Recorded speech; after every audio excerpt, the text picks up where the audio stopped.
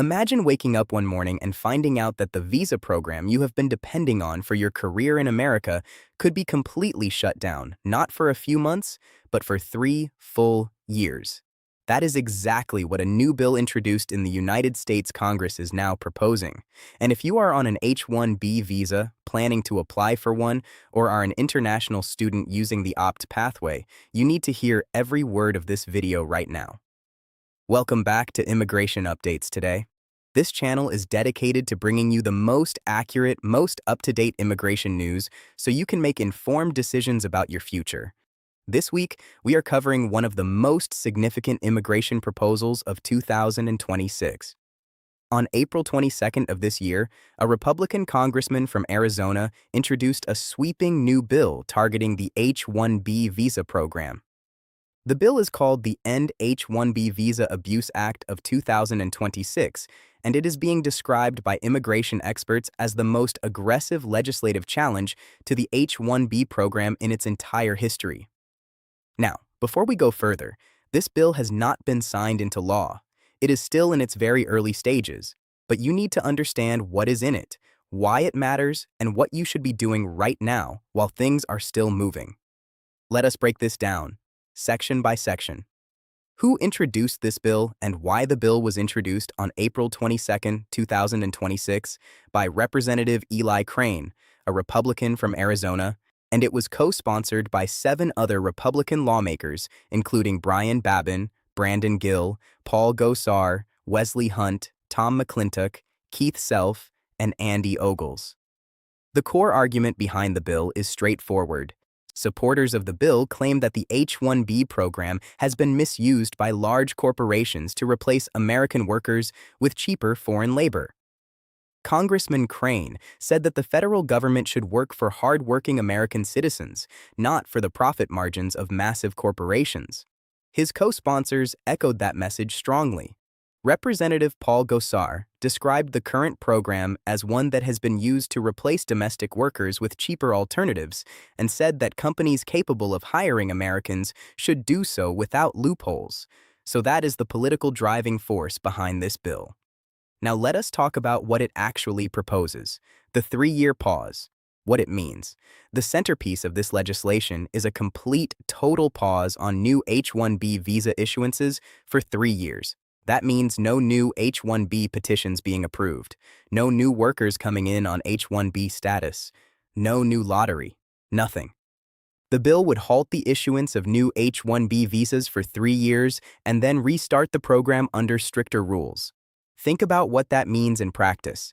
Companies that rely on H-1B workers, technology firms, hospitals, research institutions would not be able to bring in new foreign talent for 3 full years. And for skilled workers outside the United States who were hoping to come in through the H-1B pathway, that door would be closed entirely during that period. This is not a small adjustment. This is a complete freeze. The major reforms proposed after the pause now here is where things get even more significant. The bill does not just propose a pause. It proposes to fundamentally rebuild the program from the ground up once the 3 years are over. And the new version would look very different from what we have today. Let us go through the key changes one by one. First, the annual cap is being slashed. The bill proposes reducing the annual H-1B cap from $65,000 to $25,000 and eliminating existing exemptions. That is less than half of the current limit. Fewer visas means far more competition and far fewer chances for any individual applicant.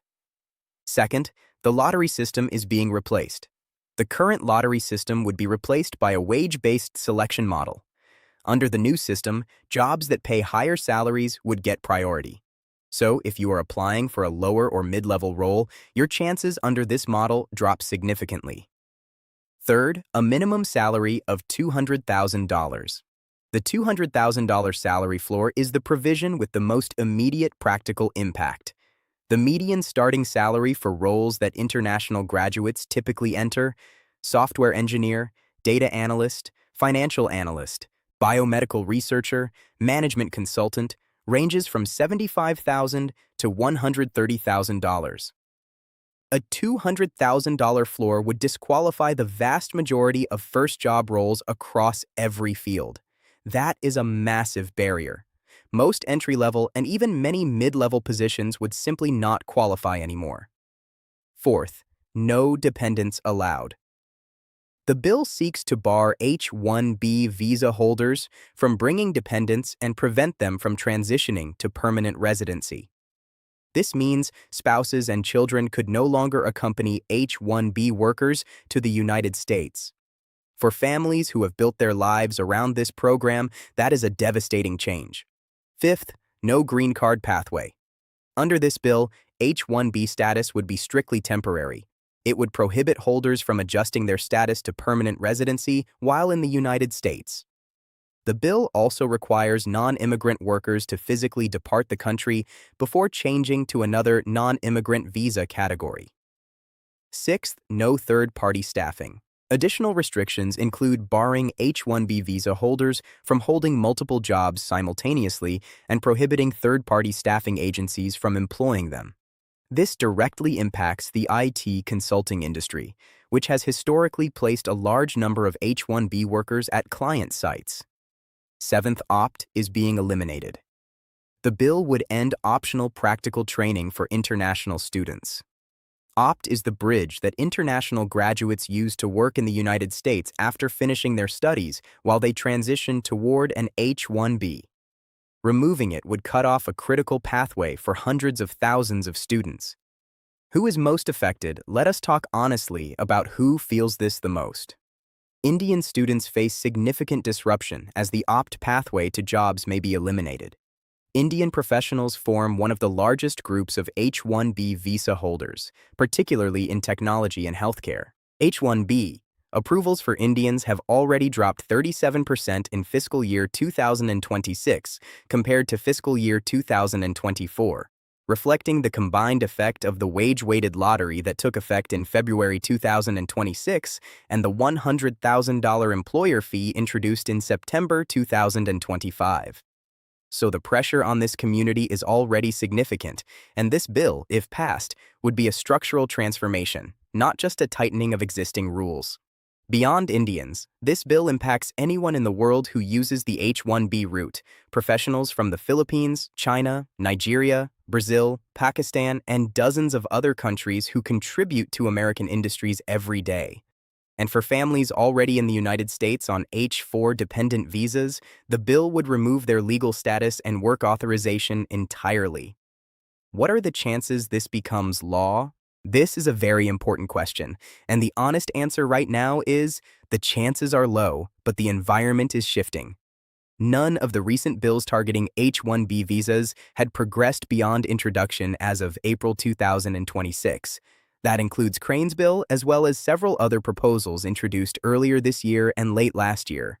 Congress has seen a run of H-1B restriction bills in the past year, yet lawmakers have not advanced any of them. The bill has not passed committee, has no Senate companion bill, and faces significant opposition from the United States technology industry. However, and this is important, the broader direction of policy is clearly moving toward restriction.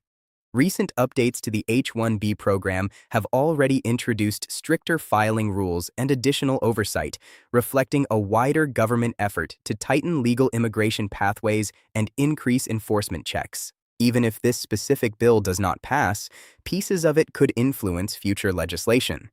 And the political momentum behind restricting H-1B is not going away. What should you do right now? Here is the practical advice, and please take this seriously. If you are currently on an H-1B visa, document everything. Keep your approval notices, your employer's certifications, and your tax records organized and accessible. Do not wait for a crisis to start preparing. If you are in the H-1B lottery process for fiscal year 2027, understand that the wage-weighted selection model is already in effect. Position yourself for roles with competitive salaries to improve your chances. If you are an international student on OPT, do not assume the program is permanent. Begin exploring your alternatives now, including other visa categories and other countries that welcome skilled talent. If your family is on H-4 status, stay closely informed. Any changes to the H-1B system directly affect your dependent visa as well. Consult a licensed immigration attorney if your situation is complex. The landscape is changing quickly, and professional guidance has never been more important. And most importantly, stay informed. That is why this channel exists. Let us quickly recap what we covered today. On April 22, 2026, Representative Eli Crane introduced the End H-1B Visa Abuse Act of 2026. The bill proposes a 3-year pause on all new H-1B visas. After the pause, it would reduce the annual cap from $65,000 to $25,000, set a minimum salary requirement of $200,000, replace the lottery with a wage-based system, eliminate opt-ban dependents from accompanying H-1B workers, and remove the green card pathway. The bill is backed by 8 Republican lawmakers, but has not yet advanced in Congress and faces strong opposition from the tech industry. However, the broader trend in immigration policy is clearly moving toward greater restriction, so staying informed and being proactive is essential. That is everything you need to know about this major new development in H-1B immigration. If this video helped you understand what is happening and what it could mean for you or someone you care about, please hit the like button right now. It takes 1 second, and it helps this channel reach more people who need this information. Share this video with your friends, your colleagues, anyone who is on an H-1B, going through the process, or planning to study in the United States. They need to know about this. And if you have not subscribed yet, please do so now and turn on the notification bell. Immigration policy is moving fast in 2026, and we are here every week to break it down in plain language so you never miss an update that matters to your future. Thank you for watching Immigration Updates today. Stay informed, stay prepared, and we will see you in the next video.